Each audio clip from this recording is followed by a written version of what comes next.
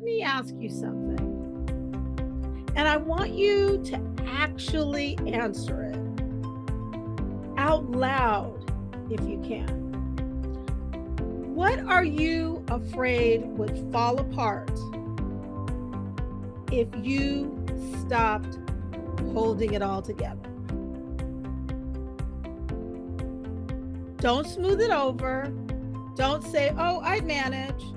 I mean, the real fear.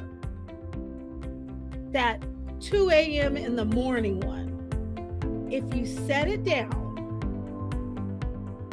if you stopped being the one who remembers, the one who covers, the one who carries it all, what's the thing you're sure would hit the ground? Welcome back to Below the Circle. I'm Dr. Phyllis, your life landing coach. Grab your coffee, your tea, your water, your smoothie. Grab it and let's talk. I asked you that question at the beginning for a reason. So don't let yourself off the hook on it just yet. Because I think I already know the woman I'm talking to today. You're the one everybody calls, the one who holds it all together so well that nobody thinks to ask if you're okay. They just assume you are because you always are. You've got the whole calendar running in your head. The appointments nobody else remembers, the birthdays, the thing that would absolutely get dropped if you didn't catch it. You're the glue. And you have been for years. And you call it being responsible. You call it being strong. A lot of the time, you call it love, loyalty, dedication, commitment, resilience. And you're not wrong. But sis, underneath the running, there's a quiet fear you've probably never said out loud. And it goes like this. Everything is held together because of me. And if I let go, it falls apart. Now, if that just landed somewhere deep in your chest, you felt it in your chest, stay with me because I want to tell you where that fear actually came from. It didn't just come from nowhere. And more importantly, it isn't the truth about you. Here's the part that almost nobody says to you. You didn't wake up one morning and decide to carry the world. You learned it. Somewhere along the way, you looked around at the strong women you admired, maybe your mother, maybe a mentor, maybe the woman 3 pews down or up at church who seemed to do absolutely everything. And they looked like they were holding it all together effortlessly. And you wanted to be that. But here's what you never got to see their backstage story. You saw the performance, the held together front, and you never once got to see what they did when the doors closed, how they stayed refreshed, to refuel, to set things down. So you copied the only part you could see. You copied the out front part, the public part. And then something quiet happened over time because you were capable, because you could carry it. You started to believe you were supposed to, that if you have the ability to hold it, it must be yours to hold. That's the line I really want you, the sentence that I want you to hear today. Somewhere, being able to carry it turned into being the one who has to. I want to say that again. Somewhere, being able to carry it turned into being the one who has to. Nobody handed you that as a rule. You absorbed it. You've been living inside a story that told you carrying everything is what love looks like, and that striving is the same thing as living. It is the air you've been breathing for so long, you stopped noticing it was there. Now, I'm not going to unpack the whole root of that today. That's deeper work, and we do it slowly, together, somewhere safe. But I wanted you to see, even for just a second, that the glue role you've been playing didn't come from God, and it didn't come from your character. It came from somewhere.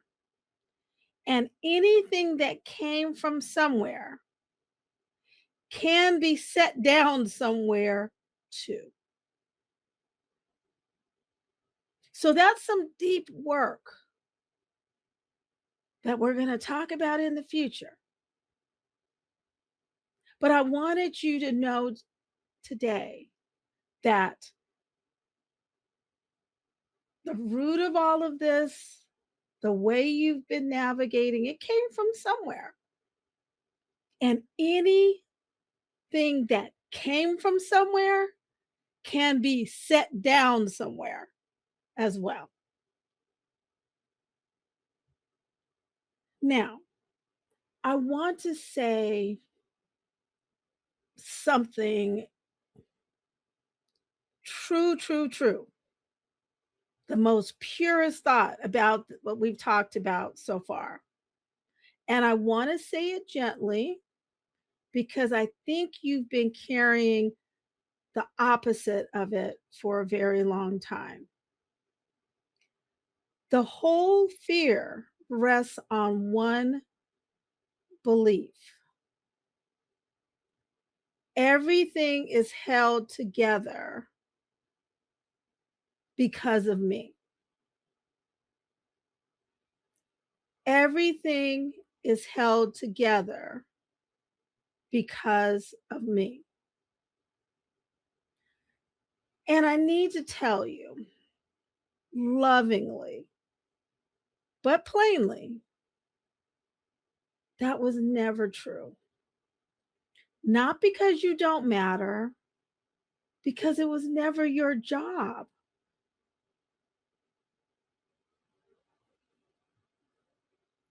Listen to this.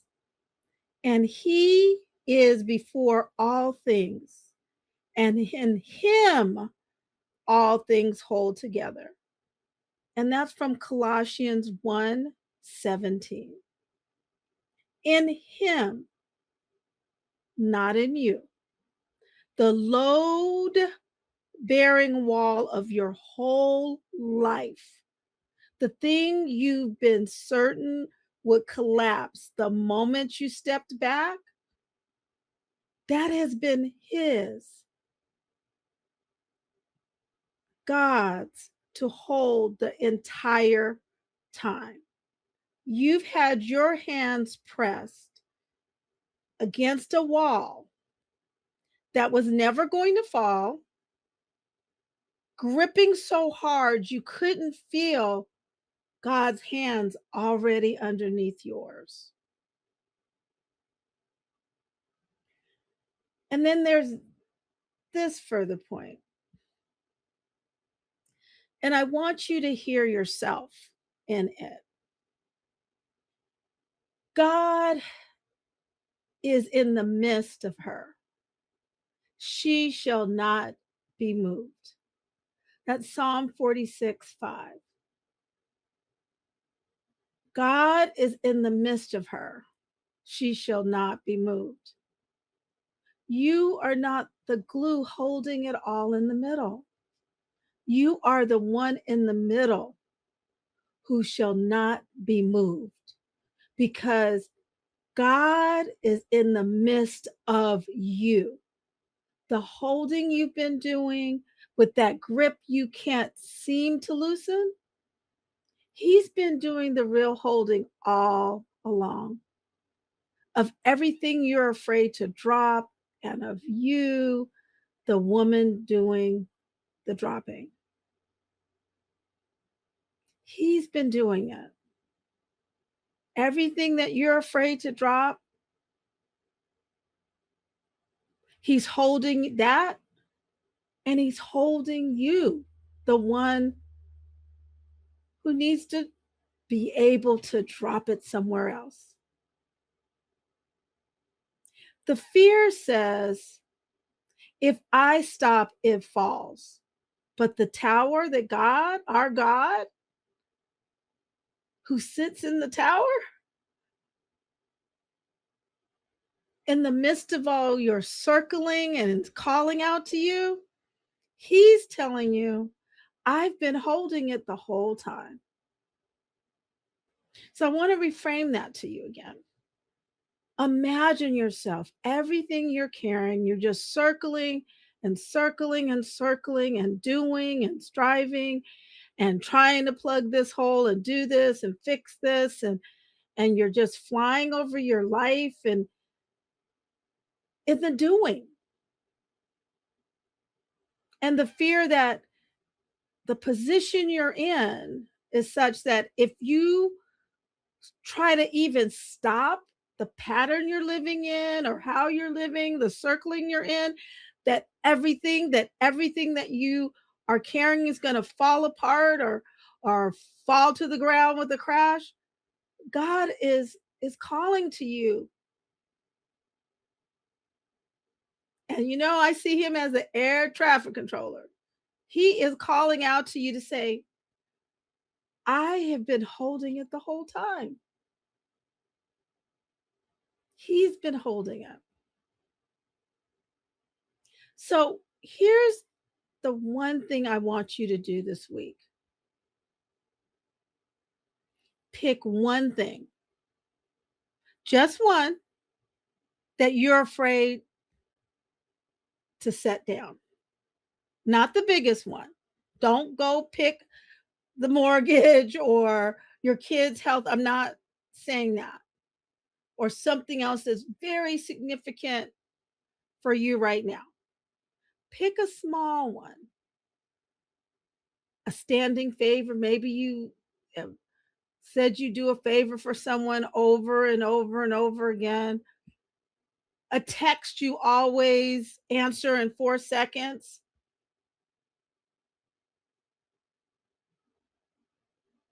Pick one thing and set it down for an hour. That's it. One thing for an hour. Then notice what actually happens.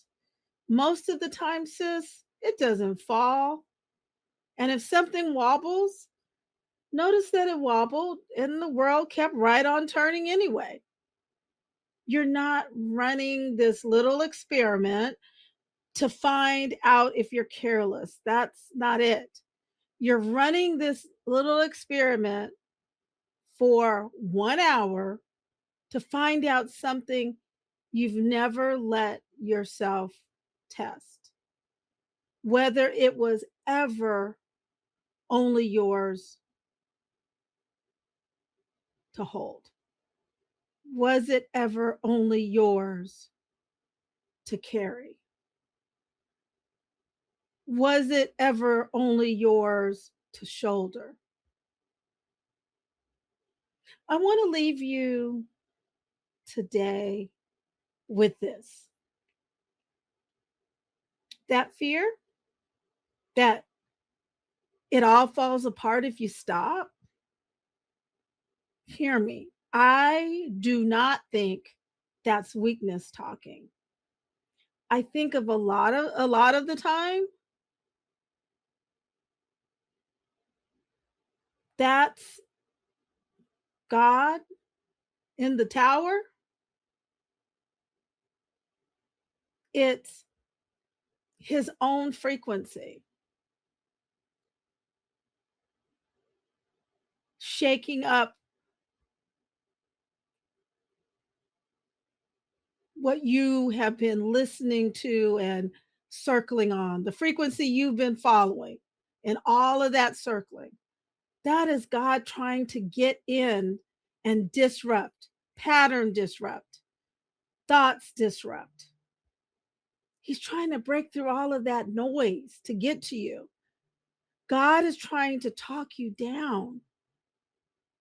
He's been clearing you to land for a while now through the exhaustion, through the 2 a.m., through that ache that won't quite go quiet. You've just been flying too high and gripping too hard to hear him. Now, please hear me when I say this. Nothing you've carried, nothing you've held has been wasted. Not one season of it. God has been at work in every bit of the carrying and every bit of the holding, even the parts that wore you down. There's a deeper reason you became the one who holds it all, a real one with a name. And that's the work we will continue to do together, slowly on the ground. And for today, it's enough to know just this: the holding was never all yours to do. And you are allowed to loosen your grip one finger at a time. Now, if something in today's conversation really landed, it hits a special place in you, I made you something to take with you. It's a short, gentle guide called What's Yours to Carry and What Isn't. It walks you through the very first sort, what actually is yours to hold. It takes you through that very first layer, the levels as you are beginning to land. And it discusses what actually is yours to hold and what you've been quietly caring for everyone else. You'll find it at the belowthecircle.com.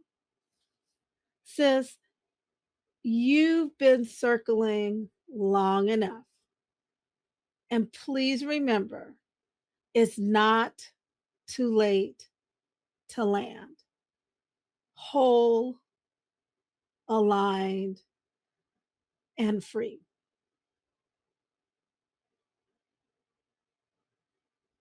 I enjoy our time together every week. I love you. I'm praying for you. And I'm here on the ground, ready to help you land. And this has been Below the Circle with Dr. Phyllis. Stop circling and start landing. Until next week, bye for now.